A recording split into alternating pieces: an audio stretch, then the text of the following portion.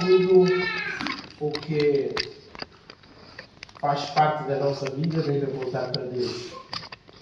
E deve também trazer um outro ensino para nós, porque nada podemos sem Deus, ou até ir um pouco além e dizer que nada somos sem Deus. Jesus deixou isso bem claro, que sem mim nada podeis e nada sois também. Portanto, nós dependemos de Deus, a nossa vida deve ser vivida com Deus no centro, e no fundo esse é o nosso objetivo principal da vida. No fundo, a razão de ser de uma igreja, a razão de ser de estudo bíblico, a razão de ser de uma pregação ou qualquer outra coisa, ou qualquer outra atividade que faça parte da nossa vida como povo de Deus, deve ter como prioridade conhecer Deus. No fundo é isso. Conheçamos e prossigamos em conhecer ao Senhor. Não há bem maior do que este. Não há. Todas as outras coisas são acréscimos. Como o próprio Jesus, numa linguagem diferente, disse: buscai primeiro, ou em primeiro lugar, ou acima de tudo, o reino de Deus e a sua justiça. Porque esse reino de Deus vem acompanhado de uma vida reta, de uma vida correta diante de Deus. É isso que significa a sua justiça. Mas também nós fomos criados como seres materiais. Seres humanos com corpos, com necessidades, com emoções, com sentimentos. E a Bíblia diz, e o próprio Senhor diz aí, temos que buscar em primeiro lugar o reino de Deus e a sua justiça, mas Ele não fica por aí, porque não está a falar a anjos, está a falar a seres humanos, e Ele diz: e tudo o resto vos será acrescentado. Portanto, Ele sabe que nós precisamos também do resto, mas o resto deve ser visto apenas como um acréscimo, como um suporte. Mas o essencial de tudo é o reino de Deus.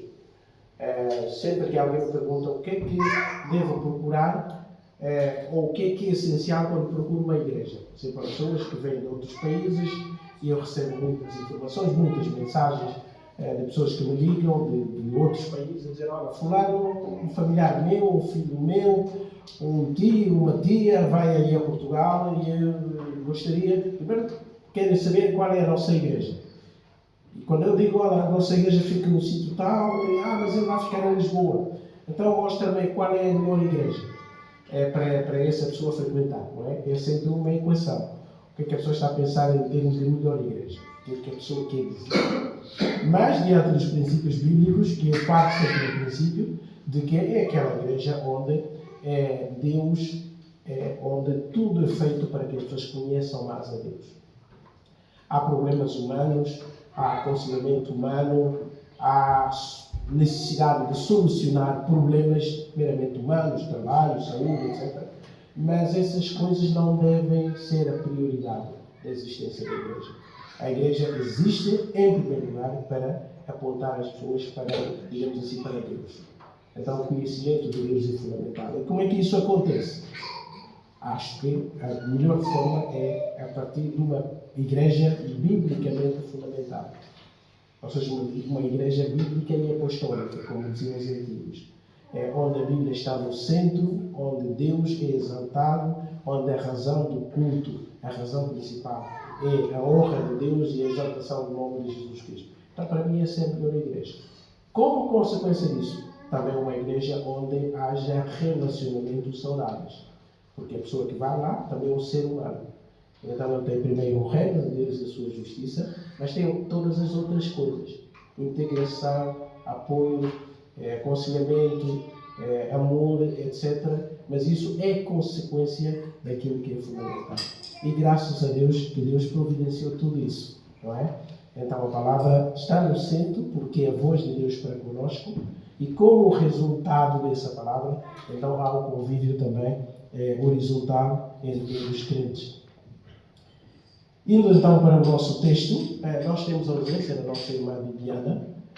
Estava tudo combinado, porque hoje seria a sua participação, a primeira participação na Ceia do Senhor, é a Maria Francisca, mas ela mandou-me uma mensagem que na zona dela, quando ela viu a mensagem, estava a chover torrencialmente. e até mesmo a proteção civil aconselhou a pessoas daquela zona não sair porque as estradas estavam alagadas e como via de transporte público ou via de transporte público, então acabou por não aparecer nem ela nem o resto da família. Então vamos lembrar também a nossa irmã e a sua família. Vamos então para o nosso texto, tendo em conta tudo aquilo que foi essa parte, o preâmbulo, a introdução. Vamos ler então o que o autor aos Hebreus diz na sua dissertação. Essa carta acaba por ser, no fundo, isso. É a dissertação da pessoa de Jesus Cristo. Ele queria que as pessoas conhecessem Jesus Cristo para não, depois, serem tentadas a abandoná-lo e a ir para outras realidades. E, no caso aqui, para voltar à religião institucionalizada, como acontecia naquele tempo. Então, a tese do autor é esse. No fundo, na Bíblia sempre é assim. Os irmãos verão que há essa lógica na palavra de Deus. Sempre que a Bíblia nos proíbe de fazer uma coisa, ela não fica na proibição em si. Sempre que a Bíblia chama a atenção para algo negativo, que nós não devemos praticar, a Bíblia não fica só na condenação ou na apresentação daquele aspecto negativo. A Bíblia não proíbe por proibir. Não diz não apenas pelo desejo de dizer não. E graças a Deus por isso. A Bíblia sempre apresenta um contraponto. E o contraponto é sempre mais importante até do que aquela proibição. Não é? Nós temos, por exemplo, os 10 mandamentos. Não farás isso, não farás isso, não farás isso. Tudo isso é proibição. As pessoas ficam dizendo uma lista de proibições, só proibições. Mas Jesus veio e facilitou-nos a vida. Depois vocês não entendem a lógica de Deus. No fundo, todas essas proibições têm um lado positivo, que é o principal. Qual é? Amar a Deus. E amar o outro. Então, com esses 2 mandamentos, tu resumes todas as proibições. Portanto, aquelas proibições não são um fim em si mesmo. Elas apenas são negações ou negativas, mas que apontam para algo positivo. Sempre assim na Bíblia. Então, nós já dissemos aqui que essa carta está a tratar do mal. Qual é o mal? A apostasia, o abandono. Então, vamos dizer, o mal é o tema principal, é a razão pela qual ele escreveu a carta? Não. Tem que haver um lado positivo. E qual é o lado positivo? A supremacia, a singularidade, a beleza, a graça que há no Senhor Jesus Cristo. Porque abandonar uma coisa e não encontrar outra melhor, a tendência de voltar àquela coisa. Mas quando nós abandonamos o mal e temos algo positivo para nos agarrarmos, então o abandono representou algum valor. Não é? E a Bíblia sempre apresenta algo positivo. Então, no fundo, o que o autor está a fazer é isso. É uma dissertação sobre a singularidade de Jesus em todos os aspectos e a fé no Senhor Jesus Cristo enquanto ataca, enquanto condena aquilo que ele acha que é um perigo que alguns já estavam a cometer, a correr naquele tempo. Então estamos no capítulo 7, vamos agora para o versículo 11. Nós viram que nós lemos até o versículo 10, vamos então para a segunda parte deste capítulo e veremos o que o autor diz. É praticamente uma explicação da tese do sacerdócio do Senhor Jesus Cristo. Diz assim então a palavra de Deus. Hebreus capítulo 7, a partir do versículo 11. Diz: Se portanto a perfeição houvera sido mediante o sacerdócio levítico, pois nele baseado o povo recebeu a lei, que necessidade haveria ainda de que se levantasse outro sacerdote segundo a ordem de Melquisedeque e que não o fosse contado segundo a ordem de Arão? Pois quando se muda o sacerdócio, necessariamente há também mudança de lei. Porque aquele de quem são ditas estas coisas pertence a outra tribo, da qual ninguém prestou serviço ao altar. Pois é evidente que o nosso Senhor procedeu de Judá, tribo a qual Moisés nunca atribuiu sacerdotes. E isto é ainda muito mais evidente quando a semelhança de Melquisedeque se levanta outro sacerdote, constituído não conforme a lei do mandamento ou de mandamento carnal, mas segundo o poder de vida indissolúvel, ou seja, aquele que não acaba. Porquanto se testifica, tu és sacerdote para sempre, segundo a ordem de Melquisedeque. Portanto, por um lado, se revoga a anterior ordenança por causa de sua fraqueza e inutilidade, pois a lei nunca aperfeiçoou coisa alguma. E por outro lado, se introduz a esperança superior pela qual nos chegamos a Deus.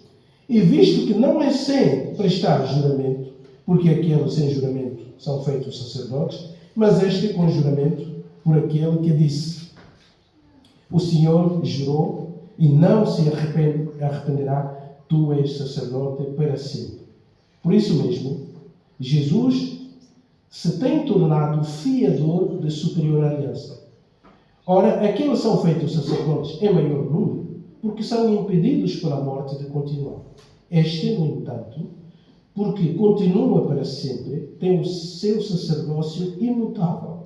Por isso, também pode salvar totalmente os que por ele se chegam a Deus, vivendo sempre para interceder por eles. Com efeito, nos convinha um sumo sacerdote como este, santo, inculpável, sem mácula, separado de pecadores e feito mais alto do que os céus, que não tem necessidade, como os outros sacerdotes, de oferecer todos os dias sacrifícios, primeiro por seus próprios pecados, depois pelos do povo, porque fez isto uma vez por todas, quando a si mesmo se ofereceu. Porque a lei constitui sumos sacerdotes a homens sujeitos à fraqueza, mas a palavra do juramento, que foi posterior à lei, constitui o Filho perfeito para sempre. Até aqui.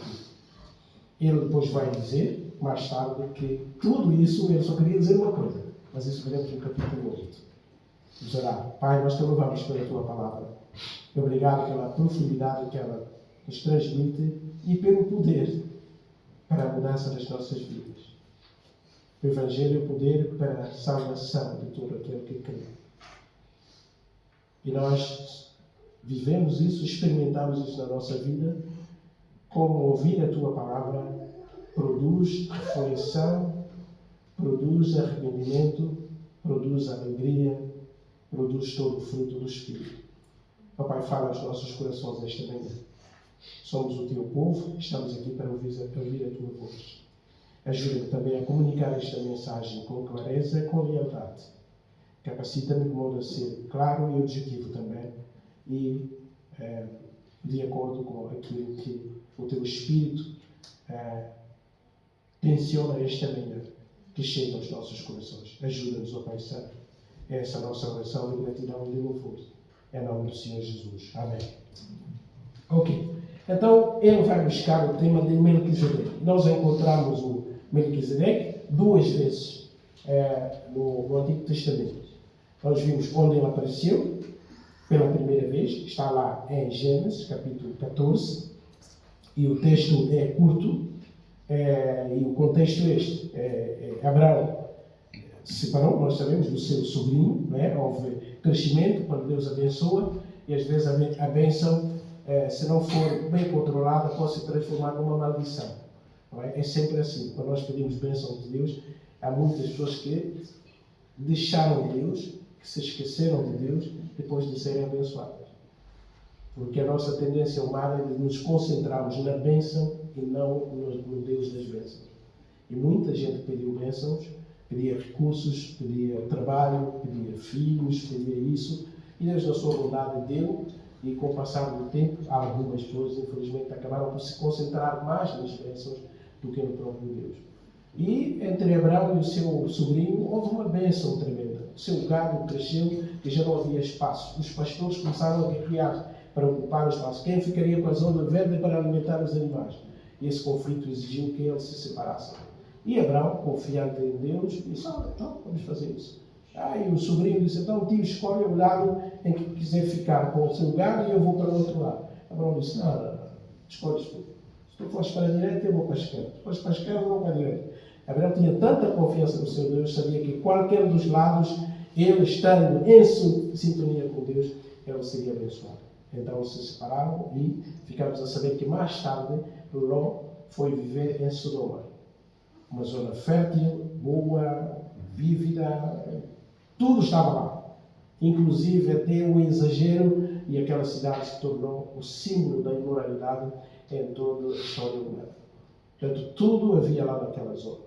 Então, o resumo é que aquela zona foi atacada, houve uma guerra de 5 reis contra 4, ou 4 reis poderosos contra 5 reis. Está tudo lá no livro de Gênesis. Então, os 4 reis eram mais fortes, então massacraram os outros e derrotaram os outros todos.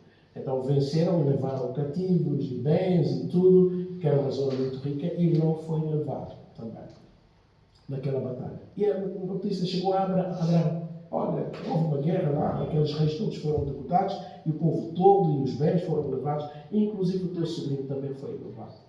E Abraão era um homem reto, um homem correto, e ele tinha bens, funcionários, tinha guarda, sabemos, então escolheu a tropa bem preparada, foi atrás daqueles reis e derrotou aqueles reis.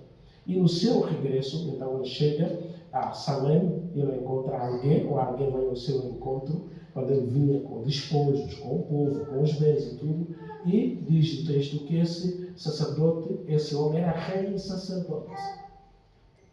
Era comum que os reis fossem também líderes espirituais. Só que este homem era rei e sacerdote do Deus Altíssimo. Curioso. Não faz parte da história da vida de Abraão, não se conhecemos a linhagem genealógica, não está entre a descendência de Sem. Aparece assim de repente um homem que era o sumo sacerdote do Deus Altíssimo. De onde é que ele veio? Qual era a sua religião? A Bíblia não diz. Apenas apareceu, entrou em contato com Abraão e abençoou Abraão. Em nome do Deus Altíssimo. Que ele próprio adorava o Deus Altíssimo. Então, como resposta e gratidão e reconhecimento da superioridade daquele homem, que era Melquisedeque, portanto, então Abraão ofereceu dízimos, separou dízimos de todos os bens daquele homem, e aquele homem abençoou Abraão. Então, esse é o contexto daquele texto. Depois de abençoar Abraão, ele desaparece. Ele desaparece da história de Israel. Nunca nós o vimos. O único texto que voltará a falar dele é com Davi. Salmo 110. Esse salmo é o salmo do Antigo Testamento mais citado no Novo Testamento. Não há salmo mais repetido no Novo Testamento como o Salmo 110. E lá encontramos nesse Salmo 110 Melquisedeque. E ali então Davi diz, não Gênesis, mas Davi diz que Deus jurou quando fez Melquisedeque sumo sacerdote. E como não tinha ninguém superior para jurar, jurou pelo seu próprio nome. Então esse é o autor, então, para provar a superioridade do ministério do Senhor Jesus como sacerdote, ele vai buscar Melquisedeque. E vai repetindo o Salmo 110 praticamente até o final da carta. Não é? Esse é o contexto que ele nos traz até aqui. Então nós já vimos no domingo passado que ele argumenta que o sacerdote do Senhor Jesus Cristo é superior ao sacerdócio araônico, ou seja, levítico, porque eu disse aqui aos irmãos que ele vai apanhar uma argumentação, vai apanhar um argumento profundo. Assim, espere. Os levitas são filhos de Jacó. Jacó é filho de Isaac. Isaac é filho de Abraão. Então, ele está a dizer assim, se Abraão deu dízimo e foi abençoado por alguém, e sou o superior abençoa o inferior, então, e Abraão é bisavô de Levi, então significa que através de Abraão, o próprio Levi, que recebe os bens, os dízimos das outras tribos de Israel, também deu o dízimo a Melquisedeque. Então a lógica do autor é que se Levi é bisneto de Abraão, então na pessoa, e ele sabe usar aqui a genética, né? Porque no fundo os pais têm os filhos, os netos, mas todos produzem da mesma linhagem genética. Então no fundo o próprio Levi, que é o sacerdote, ou Arão, e todos os sumos sacerdotes, o patamar mais elevado da religião de Israel, acabou por se submeter ao próprio Melquisedeque. Por quê? Porque o seu bisavô deu dízimo a Melquisedeque e foi abençoado por ele. Então, no fundo, ele vai buscar a própria história para dizer que Jesus veio da linhagem, ou seja, o sacerdócio de Jesus está ligado a Melquisedeque, cujo sacerdócio é superior ao sacerdócio levítico. Então, toda a religião judaica, ou toda a religião de Israel foi construída com base no sacerdócio levítico, através de Arão. Ninguém podia servir em Israel como líder religioso, vamos dizer nesse sentido, pertencer ao sacerdócio, se não pertencesse à tribo de Levi. E há um obstáculo aqui. Jesus não veio da tribo de Levi. Como é que ele pode ser sumo sacerdote? Então o autor vai buscar Melquisedeque. Quer dizer, aquele homem prefigurava o Cristo que havia de vir. E Deus fez um juramento ao declarar Melquisedeque como o sumo sacerdote. Não é? Então ele diz, por isso, comparando os dois sacerdócios, o sacerdócio do Senhor Jesus Cristo é superior porque não está baseado na genealogia. É praticamente automático. Os sumos sacerdotes eram escolhidos dentro, mas era praticamente familiar, automático. Quem pertencia àquela tribo e vinha da família de Arão podia, digamos assim, como eles faziam, num teste, numa sorte, como eles faziam, ser escolhido como sumo sacerdote para aquele ano. Portanto, era automático. É como um reino, como uma monarquia. Portanto, uma monarquia, os reis ou as rainhas vêm da família. Portanto, alguém da família vai ser. Isso não é uma presidência, como vamos voltar hoje. Ali sim é a vontade do povo. É quase uma sorte ali. Embora com outros condicionalismos. Ninguém nasce presidente ou candidato a presidente da República do país. Não. Mas alguém pode nascer numa família e ser um potencial rei, futuro rei ou uma rainha. Porquê? Porque vem da linhagem familiar. É do sangue. Tal e qual como era lá com os sacerdotes. Mas, ele diz assim, mas Jesus não veio dessa linhagem. Portanto, para ser sumo sacerdote, é porque ele tem um sacerdócio diferente. E qual é a ligação? Ele vai buscar o Melquisedeque. Por isso é que ele agora dá a explicação disso. Não é? E acompanha a explicação, irmãos, é maravilhosíssimo. Não é? Ele diz, bom, por que foi preciso um outro sacerdócio? Se já havia uma linhagem sacerdotal que o próprio Deus estipulou, até deu leis, ou seja, instruções a Moisés, para que escolhesse alguém, neste caso foi Arão, e depois todos que viriam como filhos ou da linhagem de Arão para serem sumos sacerdotes. Se já havia um ministério sacerdotal coerente, que resolvia ou resolveria todos os problemas da mediação, porque o sacerdote é um mediador entre os homens e Deus, então por que é preciso um outro sacerdote? Ainda por cima, que não pertence a uma linhagem já estabelecida pelo próprio Deus. Esse é o argumento, vejam o que ele diz. Se, portanto, versículo 11, se, portanto, a perfeição houvesse sido mediante o sacerdócio levítico, que necessidade haveria para que se levantasse um outro sacerdote segundo a ordem de Melquisedeque e que não fosse contado segundo a ordem de Arão? Versículo 3, 11. Por que essa necessidade? Já havia um sacerdócio estabelecido e nós já sabemos como é que as coisas funcionavam. Mas por que houve uma necessidade extra, vamos dizer assim, de se estabelecer um sacerdócio que não viesse de uma linhagem que o próprio Deus estabeleceu? E isso altera alguma coisa, dizem.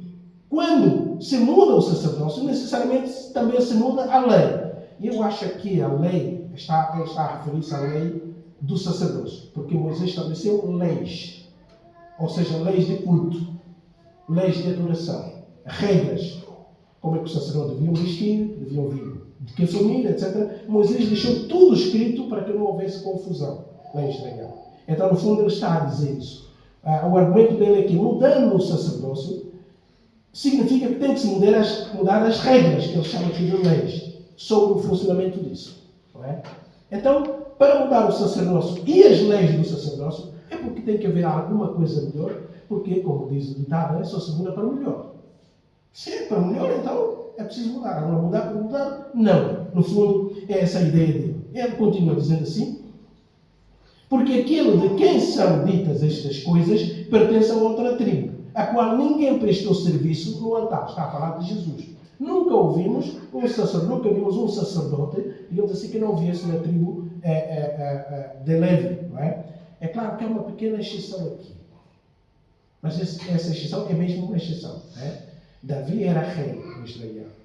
Então, como Davi também é símbolo do Messias, né? É um tipo de Messias, ele às vezes executava funções, eram sacerdotais. Embora ele próprio escolhesse é o sumo sacerdote fiel. Mas de vez em quando nós vemos Davi agir como se fosse.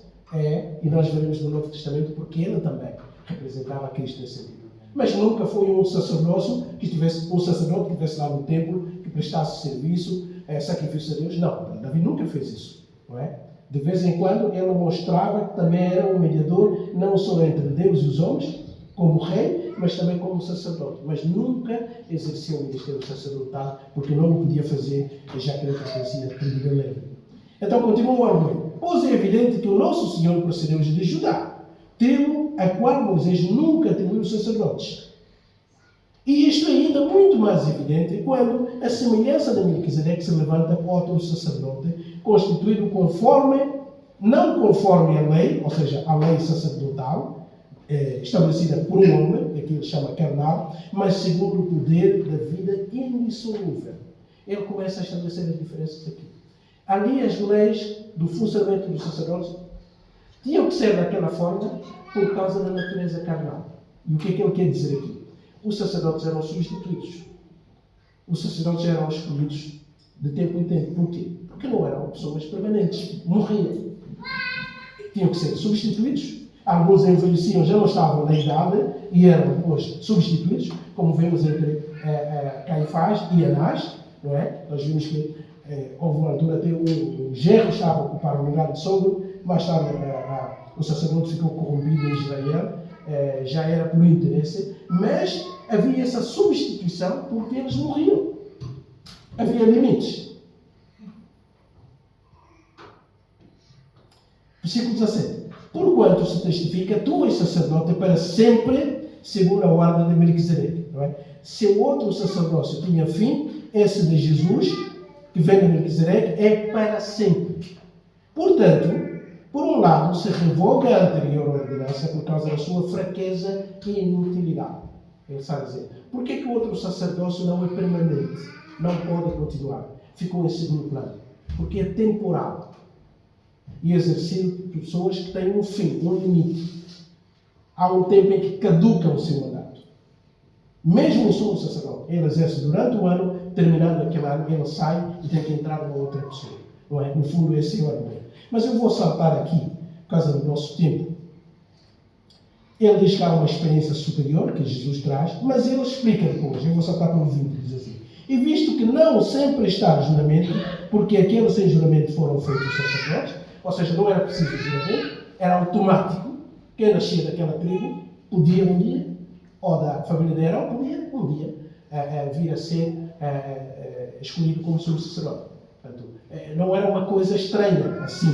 Era quase automático. Não é preciso um juramento, era só cumprir as regras que Moisés deixou. Mas no caso de Jesus, diz o texto bíblico, que Deus o jurou. Ou seja, Deus se comprometeu de forma diferente. Aqui já não se trata de genealogia, de quem veio de quem, não se trata de sangue. Aqui é uma decisão específica e pontual, que envolveu o nome de Deus, o caráter de Deus, o juramento de Deus. Por isso é que Jesus se tornou o fiador, não é? E a palavra aqui é mediador, superior da superior aliança. Então o autor está a dizer, olha, Deus estabeleceu uma aliança antiga, aliança. Tem o seu valor, mas aquela aliança tem um valor temporal. Mas ele tinha em mente uma aliança superior, por isso é que era preciso um sacerdócio superior. E para que o sacerdócio novo fosse superior, ele tinha que ser permanente, diferentemente do sacerdócio temporal e substituído, ou substituível, como acontecia lá no Antigo Testamento. Esse é o argumento. E Jesus então se tornou o mediador, o fiador. Fiador é um mediador, não é? Nós quando queremos comprar casa, etc., na realidade é preciso um fiador. Tá? O que é um fiador? É uma pessoa credível, uma pessoa que vai servir como intermediário, mas assume responsabilidades. Se quem pede um empréstimo não correr, não cumprir, etc., o fiador vai ser chamado à justiça. Então o fiador primeiro tem que ser uma pessoa credível, com condições e capacidades de garantir que aquela dívida será paga, ou aquele empréstimo será executado fielmente. E Jesus assume esse papel de mediador que era o papel. Rapidamente, vejam lá o argumento, ele continua. Ora, aqueles são feitos sacerdotes em maior número. Porque é que era preciso tantos sacerdotes? O sumo sacerdote só era um com outro. Mas os sacerdotes que serviam tinham que ser muitos, não uma ou duas pessoas. Porquê? Ele explica. Porque são impedidos pela morte de continuar. O seu sacerdócio é temporário, não são limitados pelo tempo, mas limitados pela própria vida. Eles podem morrer amanhã e têm que ser substituídos. Então, para que não haja vácuo, eram escolhidos muitos para que fossem substituindo, digamos assim. É isso que ele diz. Continua. Por isso, aqui no versículo 24, este, no entanto, porque continua para sempre, tem o seu sacerdócio imutável. Por isso também pode salvar totalmente os que por ele se chegam, vivendo sempre para interceder por eles. Eu disse uma vez aqui, acho que preguei sobre esse texto, dizia esse versículo em todas as minhas Bíblias está sublinhado. Porque alguém fez a pergunta, Pastor Samuel, Jesus realizou o seu ministério, cumpriu, está tudo cumprido na cruz, telestai, está consumado, etc. O que é que Jesus faz hoje? Qual é a função do Senhor Jesus Cristo? Foi para o céu, descansou, não faz mal, já que fez a obra da salvação, e esse versículo é muito importante. Diz, não. A obra que ele cumpriu na cruz é a obra da salvação, mas ele continua a interceder por nós. E isso é maravilhoso. Ele está diante de Deus, ainda intercedendo pelos salvos. Quando os crentes falham, quando nós tropeçamos, falhamos, o nosso Salvador está ali ao lado do Pai, intercedendo por nós. Não para sermos salvos, porque ele já realizou essa obra, mas para sermos preservados. Ele ainda continua a exercer o seu ministério sacerdotal. Ele não vai terminar, porque ele é sacerdote para sempre. É esse o argumento que ele usa aqui. Ele diz, os outros eram temporários. O seu ministério tinha fim. Mas o nosso, o do Senhor Jesus Cristo, não tem fim. Até hoje ele continua a interceder pelos crentes. Com efeito, por isso, convinha termos um sacerdote com características diferentes do que os outros que eram mortais como todo israelita. E é isso que ele vai explicar para finalizar o seu argumento. Com efeito, nos convinha um sumo sacerdote como este, e ele agora destaca as características que distinguem Jesus de qualquer outro sacerdote que Israel já conheceu. Diz assim, o sumo sacerdote como este, santo, totalmente santo, inculpável, que não tinha nenhuma culpa, nem na prática, nem na consciência, sem mácula, sem algum desvio, sem alguma mancha, digamos assim, do pecado, separado dos pecadores e feito mais alto do que os céus. Nenhum outro sacerdote, a começar pelo próprio Arão, teve essas qualidades aqui. E ele, para demonstrar ali o que está a dizer isso, vejam o que os outros faziam. Diz agora Jesus Cristo que não tem necessidade, como os outros sacerdotes, de oferecer todos os dias sacrifícios, primeiro por seus próprios pecados e depois pelos do povo. Qualquer sacerdote. O sumo sacerdote entrava uma vez no templo, mas não significava que ele exercia o ministério de sacerdócio uma vez por ano. Não, uma vez por ano, quando ele entrava no Yom Kippur para representar Israel todo, naquele dia de lamento nacional. Mas nos outros dias do ano, o sumo sacerdote estava sempre em serviço, como aconteceu com o pai de João Batista.